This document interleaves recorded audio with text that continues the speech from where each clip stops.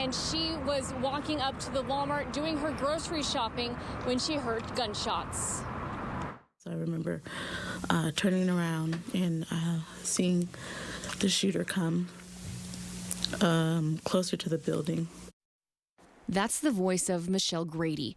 She spoke to University Medical Center for a podcast looking at the hospital's role on that horrific day, and UMC shared her interview with me.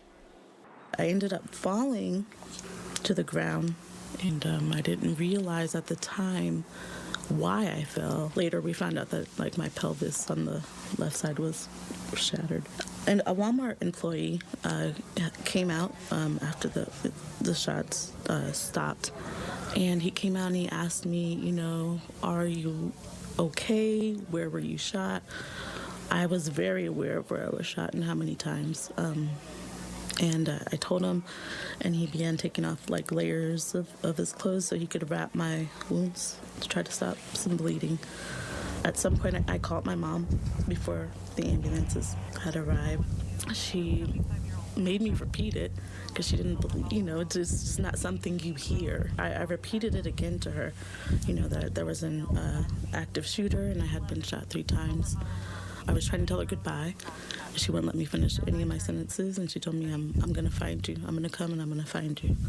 Thomas is the guy's name who helped me, the Walmart employee. He had told my mom, I'm going to go across to the Sam's and get a cart because the ambulances had shown up by that time. Mm-hmm. But they hadn't come down the hill. He was telling my mom to hold the pressure on my thigh, and I remember feeling her hand shake. Both my mother and Thomas loaded me up on this flatbed cart, and they ran me up the hill. A bullet had also pierced Michelle's lung. Dr. Alejandro Rios Tovar took care of her at UMC and also was interviewed for the hospital's podcast. She was the most calm out of all the patients I saw that morning. Surprisingly calm is what I recall. I don't know if it was the shock of everything that's going on or medications. I don't know, but you just...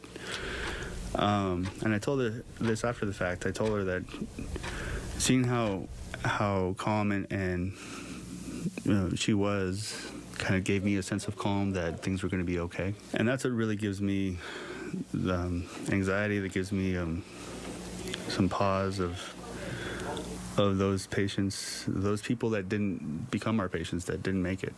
Mm-hmm. And that's what really kind of gets to me.